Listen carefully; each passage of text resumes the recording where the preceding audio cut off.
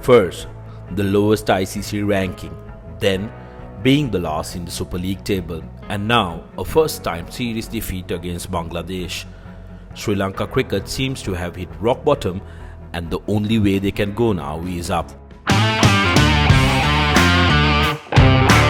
After suffering their first ever series defeat against Bangladesh in ODIs, Sri Lanka will now try to gather some momentum for their upcoming tougher challenge in England by winning the dead rubber.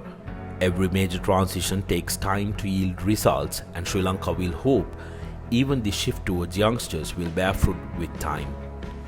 It is appreciable that despite the defeats, the selectors have stuck to a policy and backed the players so far in the series. However, there are some major issues to sort before Sri Lanka walk out for the third and the final ODI on their tour to Bangladesh. The Sri Lankan batsmen are not rotating strike enough and putting themselves under pressure created by giving away dot balls. They can change any number of players in the playing 11, but the issue will still keep pulling them down unless they address it. Bringing in a breezy batsman like Niroshan Dickwella could give them some leverage, but it is something that needs to be looked at overall. The other big problem is that the Lankan batsmen struggled badly against spin.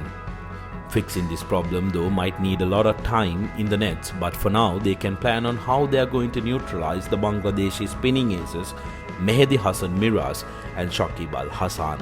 If they can keep rotating the strike and not give away wickets to these two bowlers, that should put Sri Lanka in a better position than what they were in the previous games. In team news, Sri Lanka might be inclined towards giving Niroshan Dickwella a go in place of struggling Ashin Bandara, while the T20I skipper Dasun Shanaka also might feel the heat after a couple of underwhelming performances.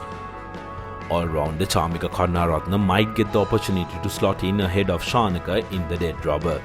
Though the Sri Lankan bowlers have been up to the mark, the selectors might be interested to see what left-arm seamer Binuru Fernando might have to offer as well.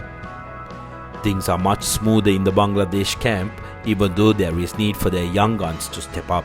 Nevertheless, Mushfiqur Rahim will continue to lead the way for the batsmen while they be more than pleased with their bowling lineup.